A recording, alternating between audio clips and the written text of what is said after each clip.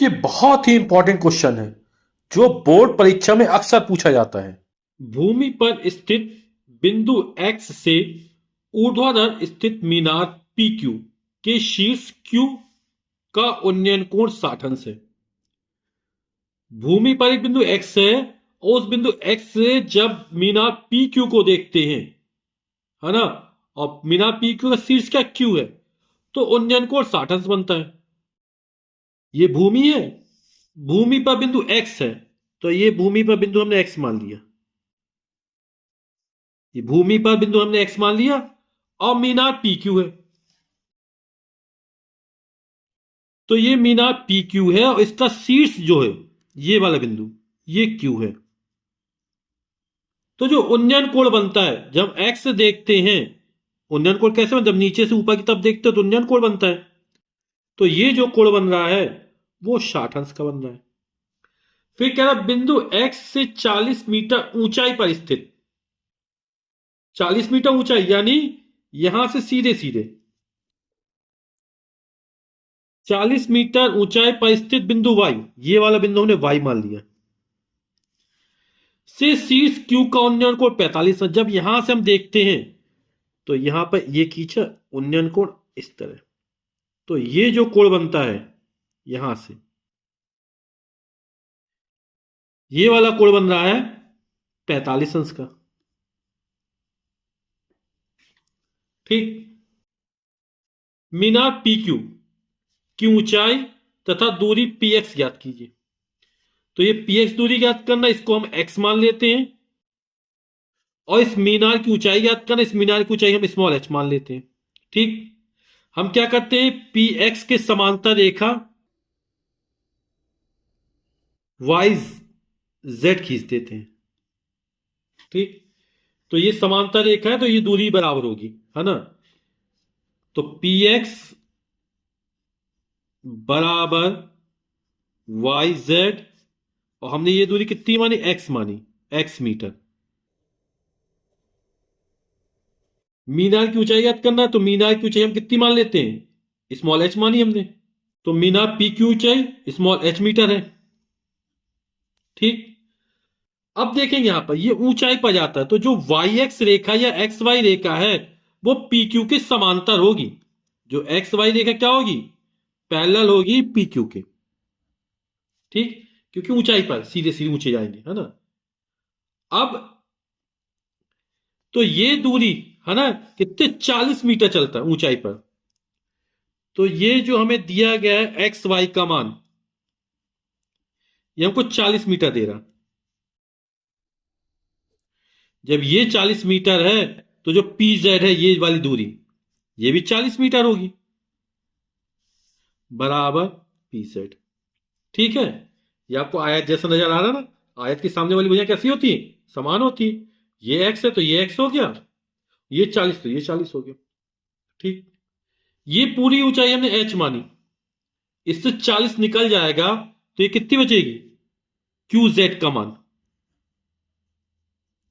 ये पूरी एच मानी हमने, इससे 40 निकाल देंगे तो ये जो ऊंचाई है क्यू जेड ये बचेगी H-40 मीटर। पूरी ऊंचाई हमने कितनी मानी, एच मानी, उससे 40 कम कर दोगे तो बचेगी H-40। ठीक, अब यहां पर ये कोण है तो इस वाले समकोण त्रिभुज का प्रयोग कर देंगे, ये वाला कोण दिया गया तो इस वाले समकोण त्रिभुज का प्रयोग कर देंगे, तो हमारे H और X के मान निकल आएंगे। तो समकोण त्रिभुज क्यू जेड वाई में यहां पर ये H ऊंचाई मानी गई है ना, ये बिल्कुल बगल में आएगा, शायद दिक्कत हो रही है आपको। ये बिंदु Z है, ठीक है। तो ये समकोण त्रिभुज है बिंदु Z पर, तो समकोण त्रिभुज ये वाला ले लेते हैं। तो ये आधार X है और ये कोण के सामने लंब है, तो टेन का प्रयोग कर लेंगे। तो टेन थीटा वाला क्या होता है, लंब बटे आधार। तो कोण कितना है, 45 अंश है, तो टेन 45 अंश बराबर हो जाएगा लंब। इस कोण के लिए सामने वाली भुजा लंब होगी क्यू जेड, बटे आधार हो जाएगी वाई जेड। टेन 45 का मान होता है 1,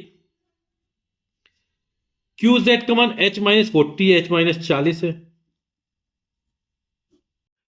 वाई जेड का मान x है, क्रॉस मल्टीप्लाई का तो x एकम x, इसके बटे में 1 मान लेंगे तो हो जाएगा x बराबर h-40।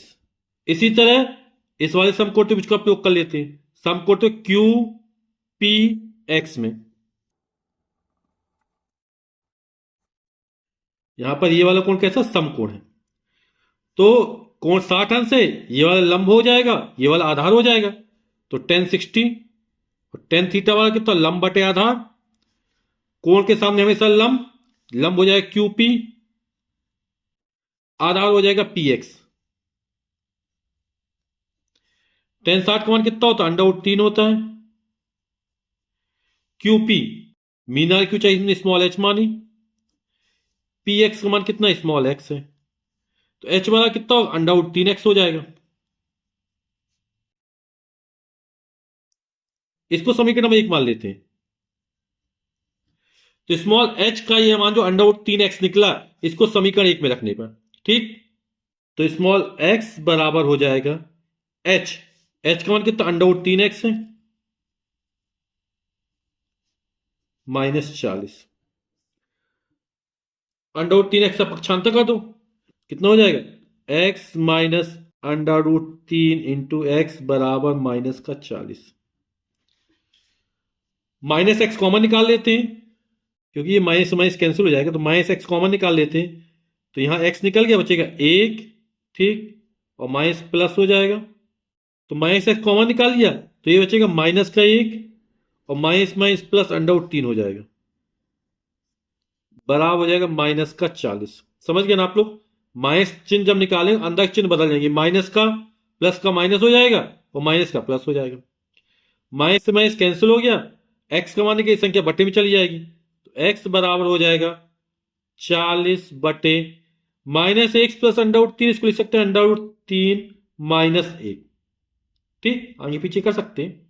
अब ये बटे में जो आ गया √3 -1 आया, तो इसके संयुग्मी से अंश और हल में गुणा कर देते तो √3 हट जाएगा ये, तो संयुग्मी क्या होगा, माइनस के प्लस चिन्ह ले लेंगे, तो √3 + 1 से अंश और हल में गुणा करने पर तो कितना हो जाएगा, 40 √3 + 1 √3 - 1 √3 + 1, √3 + 1 से अंश और हल में गुणा कर दिया, कितना हो जाए 40 √3 + 1 बटे a - b a + b, a हमारा √3 है, b हमारा 1 है, तो a - b a + b a² यानी √3 का स्क्वायर नहीं 3 हो जाएगा, √3 को √3, a² - b² -1 का वर्ग 1, 3 में से 1 जाएगा 2 बचेगा, और 40 में 2 का भाग करेंगे तो आएगा 20, √3 + 1 x का मान निकला। हमें x से p तक की दूरी ज्ञात करना था, px का मान हमको ज्ञात करना था, और ये हम x माना, तो px का मान कितना निकल आएगा, इतना निकल आएगा 20 √3 + 1 मीटर, ये हमारा हो गया px का मान। x का मान निकाले, इसको समीकरण 2 में मान लेते हैं, तो x का यह मान उठा के यहां पर रख दो तो h का मान निकल आएगा। समीकरण 2 तो हमारा h बराबर √3, x था, x का मान हम ये निकाला 20 √3 + 1, तो √3 3 हो जाएगा, और 20 × 60 हो जाएगा, प्लस, और ये कितना हो जाएगा, √3 कम ये √3 और 20 तो हो जाएगा 20 √3, या इन दोनों 20 कॉमन निकाल लो, तो 20 × 60 3 √3, तो आपको तक किसी फॉर्म में हो सकता है, इसको इस तरह भी लिखा जा सकता है 20 √3 √3 + 1, ठीक है, और ज्यादा हो तो √3 का मान रख दो, √3 का मान 1.732 होता है, तो यहां पे मान रख दो तो भी मान निकल आएगा, जो भी आपकी इच्छा, 60 प्लस √3 का मतलब 1.732,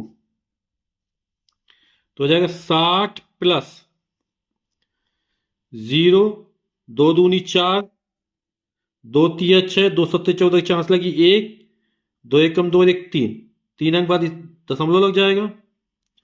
तो 34.640 हो गया। और 60 में 34 जोड़ेंगे, 60 30 90 94.64 मीटर। तो एक उत्तर हमारा ये भी हो जाएगा।